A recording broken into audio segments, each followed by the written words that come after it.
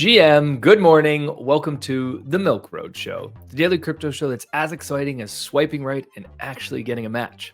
I'm your host, Jay Hamilton, and today we are joined by Kyle Reidhead, co-owner of Milk Road and head of research for Milk Road Pro.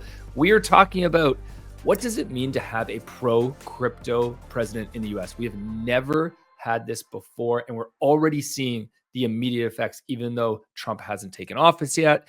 And most importantly, which tokens are going to be the biggest winners now, but also throughout this cycle as a result of having a pro crypto president in office. Before we jump in, we need to take a moment to hear from our sponsors.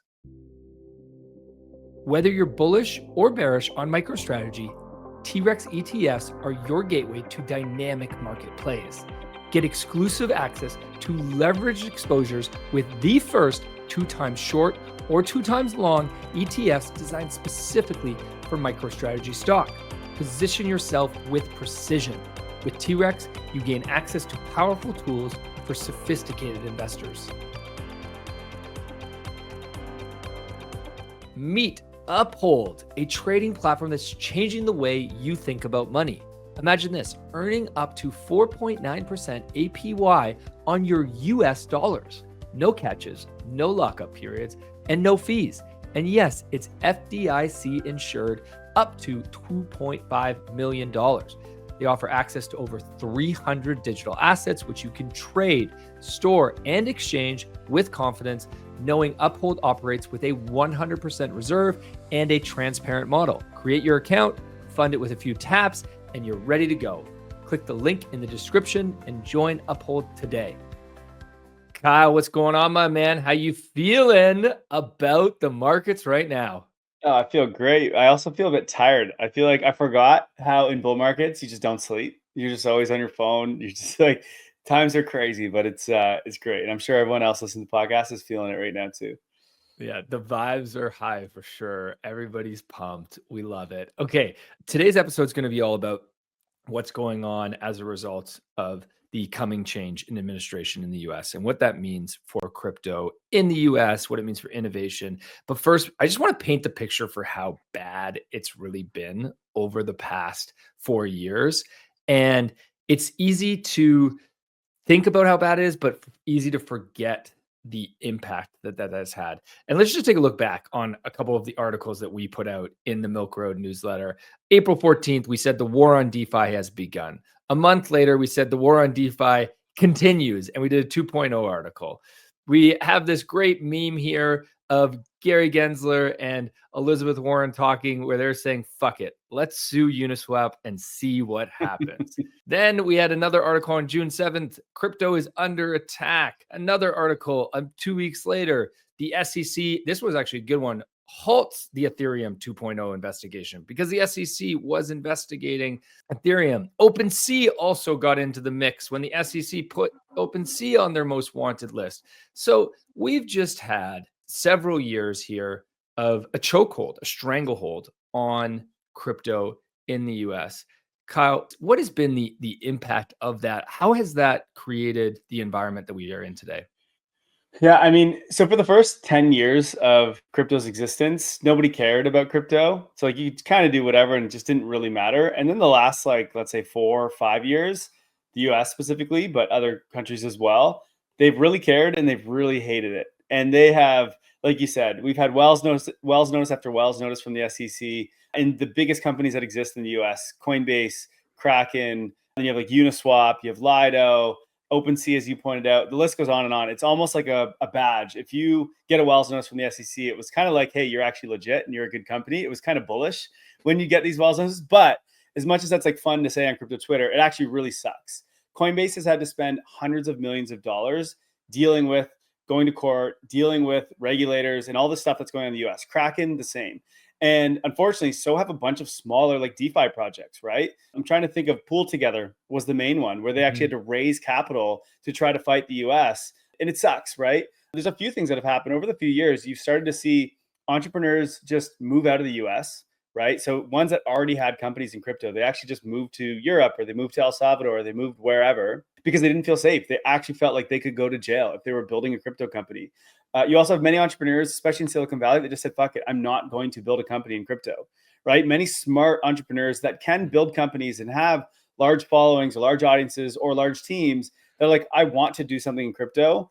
I just can't, right? And so they don't. Instead they go build an AI or they go build somewhere else. Then you also have all the big, huge companies that do exist in tech already that are in the US that probably would love to put crypto in their tech somehow, right? Think of your Stripes, et cetera, that actually did do it. Then they backed out and now they are coming back, some of them. But there's many hundreds of companies that would love to do this and actually just can't, right? Facebook was blocked completely. And from that spun out Sui and Aptos, right? But originally Facebook wanted to launch a blockchain and launch a token. And so you've basically had no innovation in the US whatsoever for crypto for the last few years. And if you did start to innovate, you actually had to leave the country. And so it's kind of it sucks because crypto is actually doing so good for the world, or can do so good for the world. And it can even do so good for the US dollar if they just allowed it. Like, think about Circle, what Circle's doing with USDC and bringing dollars on chain and basically putting dollars across the world in a very easy and cheap way. This is so bullish for the US dollar. And yet, what did the government do? They've been causing problems to the US, to Circle, right? And Circle's token USDC depegged earlier. Was that this year or last year? I can't remember anymore. And so it's like, we have all this potential, and for whatever reason, the US has been against it for so long. And with Trump coming in, and not just coming in, but winning a full sweep, it's just Republican across the board, and a lot of pro-crypto senates coming in as well in the House and in Congress, et cetera. Basically what this does, and I know there's no new regulation yet, nothing has actually changed. I think it's just finally people are like, hey, Gary Gensler's probably going to be gone, right? We're going to bring in Hester Pierce probably, or there's another guy, I can't remember his name, that are very pro-crypto to run the SEC. And we're going to start to have good regulation. It's going to be basically legal in the US for once. Like, DeFi and crypto, it's not illegal, but basically has been illegal for the last few years. And so that stifles innovation, it stifles adoption, it stifles people coming in actually using this tech. And so I think what we're about to see is a world where the most important economy in the world finally essentially legalizes crypto, let's say, or gives it the green light. And what does that do for innovation, right? I think so much capital has not come into the US to invest in entrepreneurs, invest in companies. It's gone elsewhere. That can all come back. And most of the capital in the world is in the US. And that capital has either just left or just is not being deployed, right? Finally, that can be deployed. And so you're going to have billions of dollars that can be invested in innovation. You can have entrepreneurs, the smartest in the world, finally, who live in Miami or New York or in California, finally, they can start building. And you have already all these companies that are in the US that exist, like Uniswap, for example, or OpenSea or MetaMask, that can actually launch a token finally, right? Or we hope so. And not only launch a token, but do things with the token. Forever, we've had Uniswap that actually just can't do anything with that token for years. Everyone's like, turn on the fee switch. And they're like, hell no, we don't want to go to jail, right? And everyone's like, OpenSea, MetaMask, launch a token. They're like, no, we don't want to go to jail. And so I just think we are going to enter into a world of just like innovation. And it's kind of like we've just like taken the handcuffs off and said, everyone, go do what you need to do, right? And let's see what we can build in this space. And so we've always had people complain like, hey, there isn't that many cool things in crypto. And I think part of it is because we actually just haven't been allowed to build and do cool things. And so I think that world is coming. And I think that's super, super exciting. I know tokens are up right now and it's really exciting, blah, blah, blah. But like long term, I think finally we've entered the phase where like they're not fighting us and they're finally going to be with us.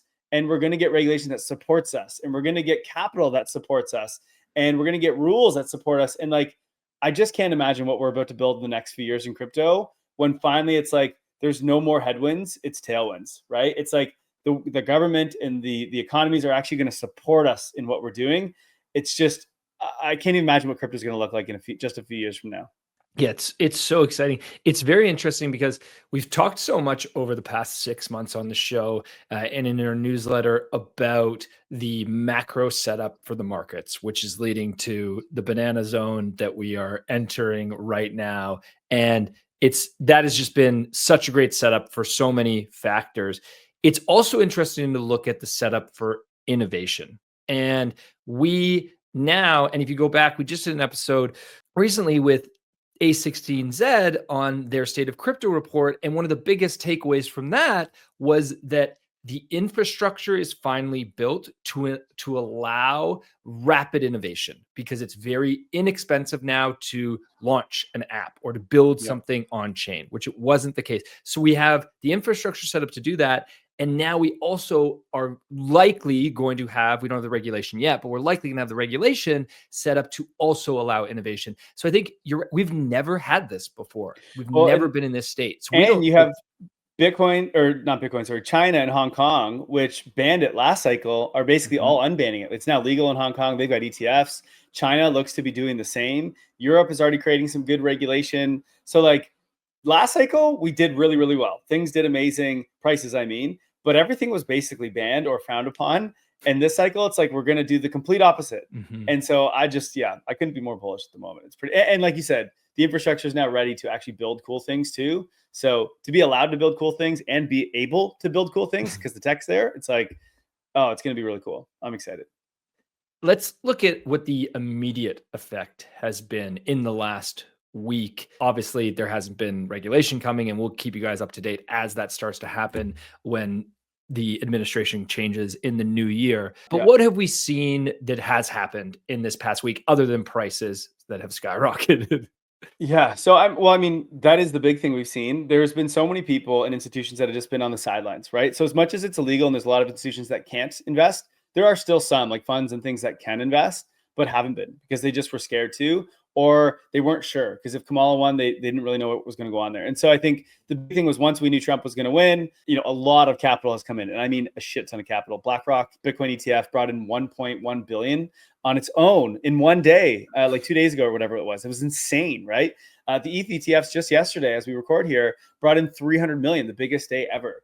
And so like and we've gone from what was Bitcoin around 70,000 to up to 90,000 yesterday. So like money is coming in, and that's not just retail, right? Like I don't think retail can take an asset that's 1 point, whatever it was, 5 trillion to wherever it is today. Like to move Bitcoin that much, that fast, I think the institutions that could allocate are beginning to. But I think on top of that, we also have retail starting to come back in, right? When Bitcoin we've always said when it gets near 100K, retail is going to come back in.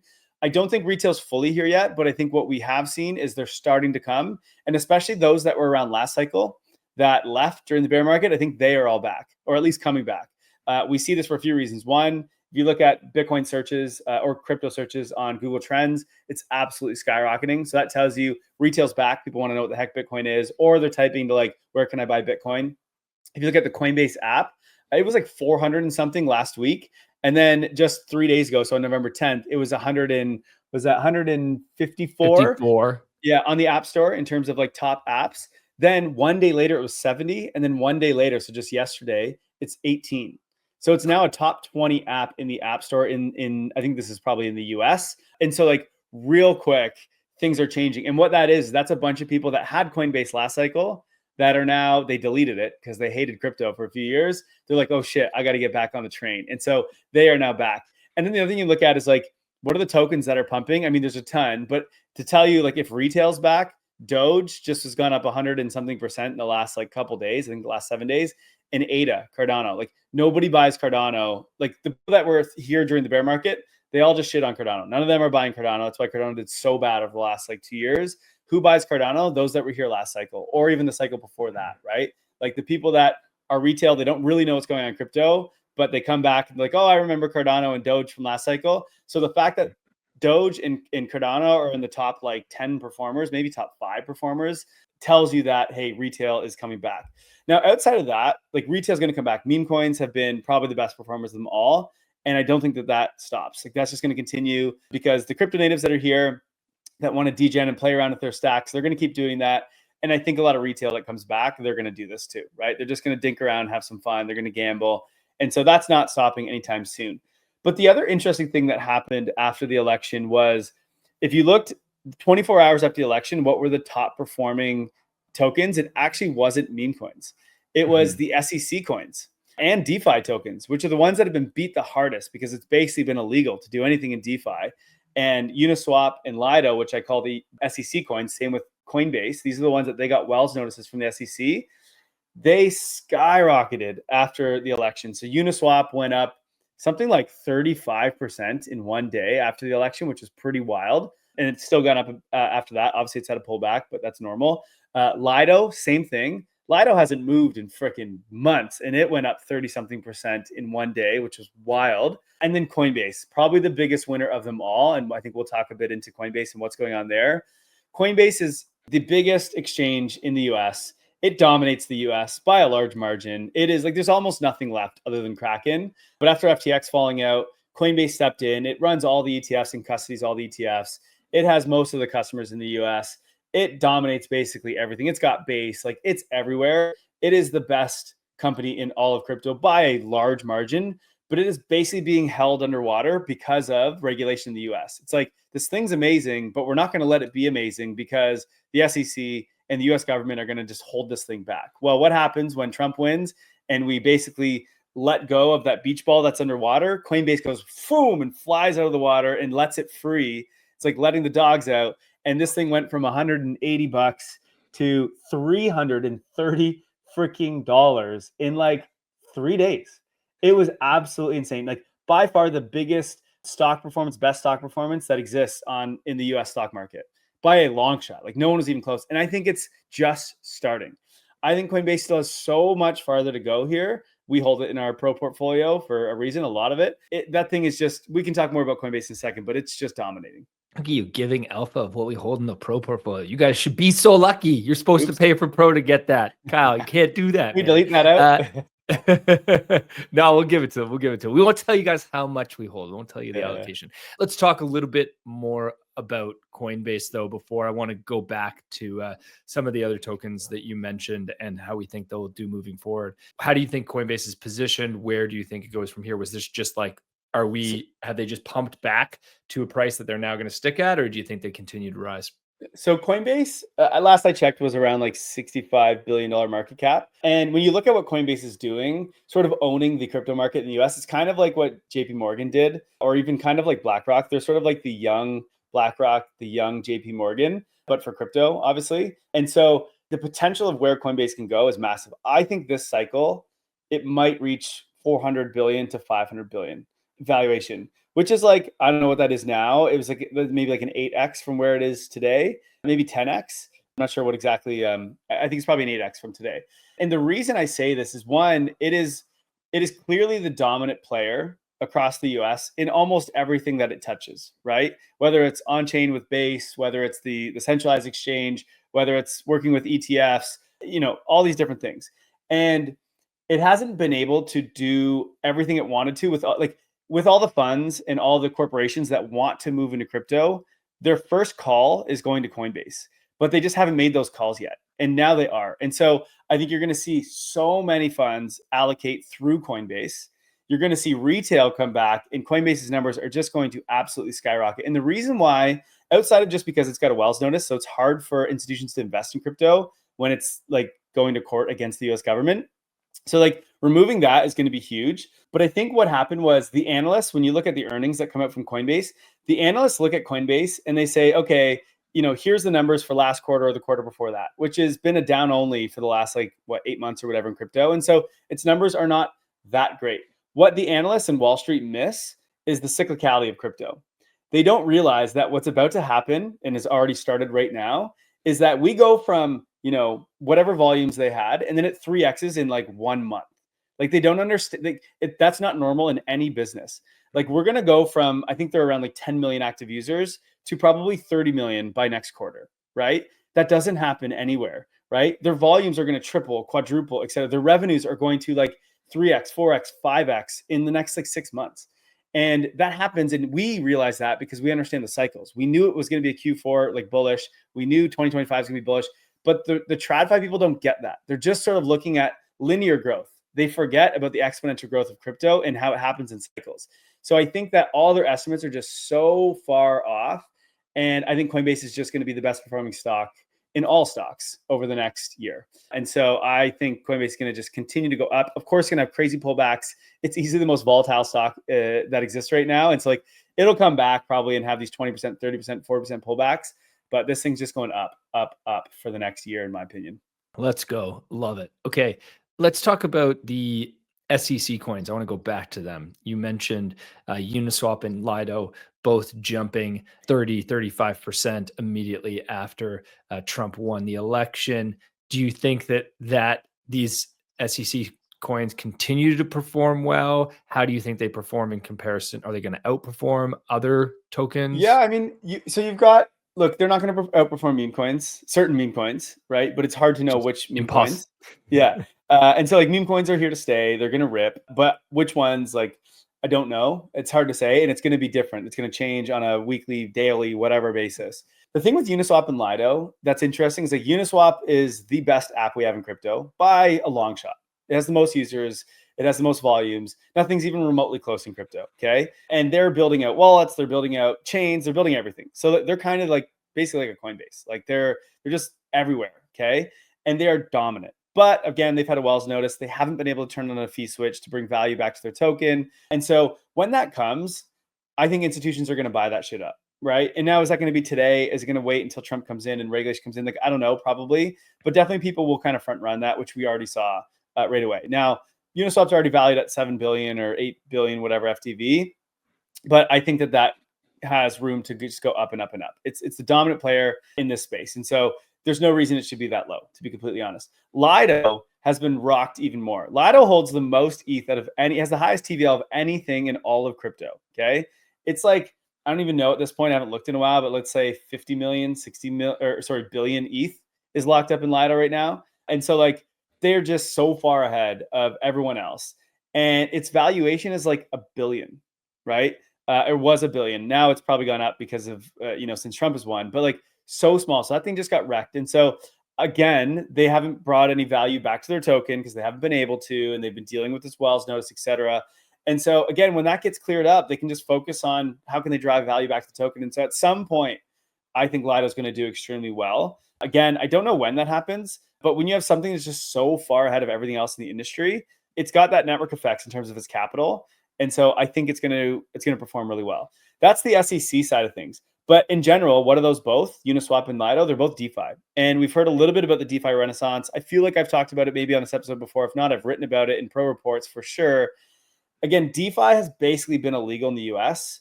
And when Trump takes over, that's no longer illegal. The one industry that we have in crypto on blockchain that actually has real product market fit, real revenues that are like in the millions, tens of millions, hundreds of millions, that's DeFi, right? But it's the one thing that's been shut down by the US government and the SEC. And so people don't really put capital there because they can't. And so I think when Trump comes in, not only do these tokens do really well, I think that the TVLs and the volumes and the user base that's in these just skyrockets because PayPal and Robinhood, et cetera, all these finance companies, banks will start using it, or they'll be directing their users there. Now, what I think probably happens is PayPal or Robinhood probably launches a chain, right? In my opinion, probably an L2, or within their app, they just integrate into Aave or into Maker and into whatever. And it's like you can go and take out a loan, or you can go and lend out your capital to get yield, and you'll do it using Aave and Maker and these and Lido and things that have been around for many, many, many years that are trusted. They're not going to go and use some random new project that just launched. They're going to use these big ones, and you just won't really know you're using them. It'll just be in the PayPal app or in the Robinhood app, right? Or they'll launch a chain kind of like what Base did, and of course Uniswap will be there, Lido will be there, et cetera. And they'll just funnel their users there. And so I see the path to millions of users to these protocols, and I see the revenue path because they're already all making tens of millions. I think Maker, as Martin said, was it 2 days ago on the podcast, is like 300 million annualized, and that's when it's illegal. What's going to happen? Yeah, what's going to happen to that revenue when it's legal? And like PayPal taps into it, and all these other big companies tap into it. Aave is making hundreds of millions annualized revenue. What happens when these big fintech companies or banks start to tap into it? I don't think people realize how big these things will get. And because the way that finance works is capital begets capital. So meaning if you want big capital to come in, it can't do it where there isn't a lot of capital. So PayPal can't use the DeFi that's on Solana right now. They just can't. They haven't been around long enough. It doesn't have enough capital. It can use Aave, Maker, et cetera. And so at some point, this is going to happen because it's the only place it can happen. And when that does, these tokens are going to absolutely skyrocket. And then even outside of the use, I also just think when funds and institutions and companies, etc., start to allocate meaningful amounts in crypto, they're going to buy ETH, Sol, and Bitcoin, no doubt. But then they're going to want to go and buy the apps as well, just like they did with the internet. And it's like, where are they going to go? Maybe they're going to allocate to a Doge or something a little bit. But really, these funds are going to allocate to the applications that have real users, real product market fit, and real revenues. And that's pretty much only DeFi right now. And even though we're going to go into a bull market, it's going to be crazy, and we're going to have all these users and everything's going to do well, you're still, bull market doesn't mean product market fit, right? It just means anyone will buy anything because there's a chance it'll go up. The real product market fit is DeFi, and I think institutions are going to look for that, and that's where they will allocate at some point. Just so many bullish signals. The winds are bullish across the space. It feels just like we don't know what is to come because we've never had this type of setup for institutions, for use, for innovation across the entire space. Kai, you want to give us any more alpha on any tokens for DeFi, or you want everyone to go pro? Yeah, I mean, if you want the specific tokens, go pro. But one thing I would say is like we are entering the banana zone finally. We're here. We've talked about it a ton. And one of the things to understand is like everything is going to go up, right? Some are going to outperform and do better, but everything, we're in that phase where you just close your eyes, you pick and you choose, and you just put money in anything you want, and it's going to go up, right?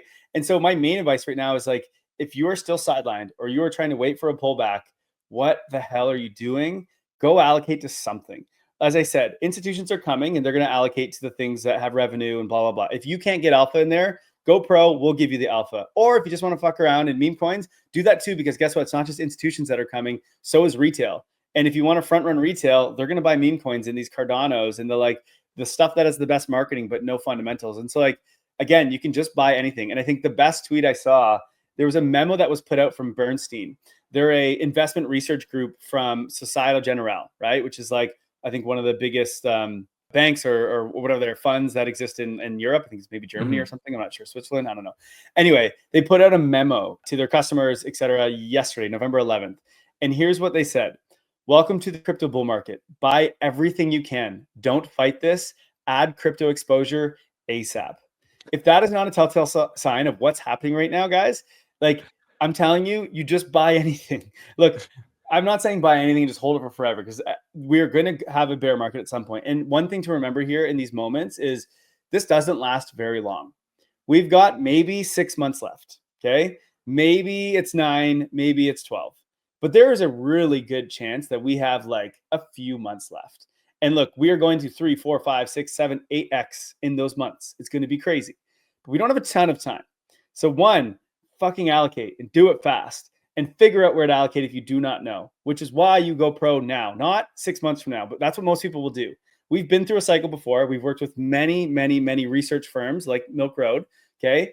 And what happens is the very peak, the best month all of our research firms had last cycle was November 2021. What was that? The very peak of the bull market. So everyone came in, they bought their research. They finally said, fuck it, I'm not going to figure this out on my own. I'm getting beat. I'm trading around. I'm losing. And so I'm going to just go and I'm going to buy this firm or this thing and get this service and this newsletter. And they all did it at the very top. And then what happened? We went down only from there. And so they made no money. But those who were early enough, which many of you guys listening are, and which is good for you guys, but those who have allocated and they get their research services now, so they can get their alpha now before things are going 10x, that's where you actually can win and actually do well. But if you wait, you're screwed. And when you have banks putting out a message to their funds saying, allocate now, buy anything, like this thing is going to rip, guys. One more thing, there's obviously going to be pullbacks. So like, as I speak today, we are in a little bit of a pullback and like, it's going to happen all the time. You're going to have 20% pullbacks, 30, 40%, and they're going to last 4 days, right? It's like, don't get shaken out from that. Of course, be aware these pullbacks will happen. It's going to be crazy. But we're here, guys. We're at the banana zone, and we're going to see what happens when crypto becomes legal. But I think DeFi is going to do really well. I think these SEC coins that have been beaten up are going to do really well. I think Coinbase is going to rip. And of course, meme coins are going to do well because why not? I want to remind everybody that none of this is financial advice as we yell into the microphone to buy everything and allocate immediately. The key things here are, as you said, allocate now, and we are still early. Allocate yesterday.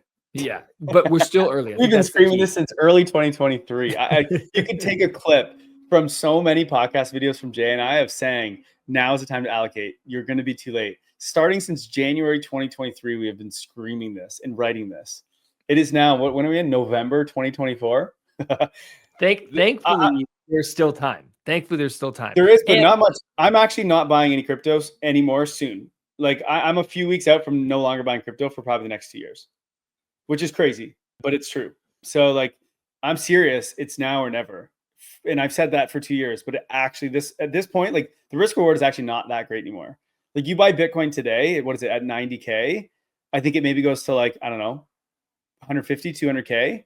And so like, cool, you can get a 1x, like a 2x, maybe a 3x, right? And then at some point, it's probably coming below what it is right now, right? So your risk reward is not that great. Whereas if you bought when we were saying at 20K, who cares if it comes back down to 80K or 90K next year, right? I'm still up 4 or 5x if you bought at the right time.